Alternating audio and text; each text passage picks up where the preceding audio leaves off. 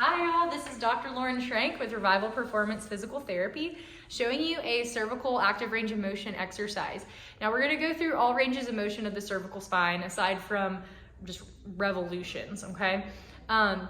So the first one you're gonna do is flexion.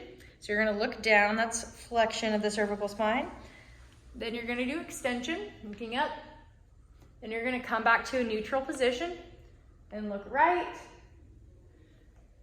and left, going through what available range of motion you have. And then last one's gonna be side bending. So you're gonna come back to looking straight and you're gonna side bend to the right and then side bend to the left.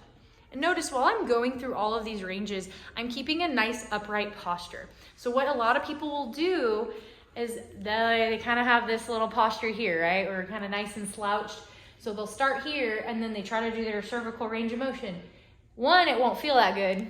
Two, you won't have as much range of motion. If we're slouched, that actually restricts a lot of the motion of the cervical spine. So you wanna make sure you're sitting up nice and tall, really pulling those shoulder blades back in order to be able to get nice, good, full range of motion at the cervical spine when you're going through it. So apart from that, when you're going to your ranges, you shouldn't really get past like a 2 out of 10 on the pain scale.